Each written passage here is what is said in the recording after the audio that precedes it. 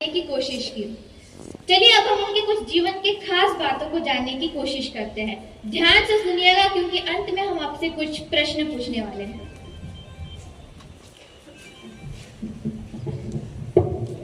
मुंशी प्रेमचंद जी का असली नाम धनपत राय था। उनका जन्म 1880 में वाराणसी के पास एक छोटे से गांव में हुआ था। किस्मत ने बचपन में ही उनसे उनकी मां छीन ली और गरीबी उनकी परछाई बन गई। लेकिन उन्होंने हार नहीं मानी, पढ़ाई की, शिक्षक बने और फिर कलम उठाई। ऐसी कलम जो सीधा दिल को छू जाए। उनके जीवन के संघर्ष ही उनकी कहानियों की असली ताकत बन गए, जिससे उन्होंने हर आम इंसान की पीड़ा को शब्दों में ढाला। मुंशी प्रेमचंद जी ने शुरुआत धनपत राय से की। बाद में वो मुंशी प्रेमचंद नाम से प्रसिद्ध हुए। उन्होंने गबन, गोदान और मनोरमा जैसी कहानियां लिखी, जिसमें गरीबी, जातिवाद और अन्याय जैसी समस्याओं को सहज बनाया। उनका निधन 1936 में हुआ। उनके निधन से पहले उन्होंने एक अपूर्ण कथा लिखी, जिसका नाम था मंगलसूत्र। उनके निधन के वजह से मंगलसूत्र अपूर्ण रह गया।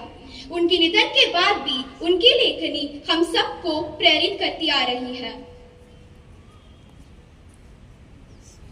अब चलिए हम कुछ कहानियों और उपन्यास से जीवन मूल्य सीखने का कोशिश करते हैं। कर्मभूमि प्रेमचंद का एक प्रसिद्ध उपन्यास है जो 1932 में लिखा गया था। यह उपन्यास वर्ग संघर्ष, उत्पीड़ितों की दुर्दशा और सामाजिक अन्याय को चुनौती देने वाले व्यक्तियों की भूमिका जैसे विषयों की पड़ताल करता है। इस उपन्यास से हमें समानता का संघर्ष, कर्मों का फल और व्यक्तित्व निर्माण के नैतिक शिक्षक मिलते हैं।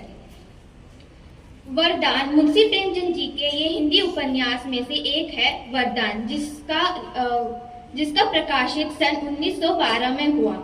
इसमें से कुछ मूलभूत सिद्धांत है, जैसे सम्मान, बलिदान, नारी शिक्षा आदि।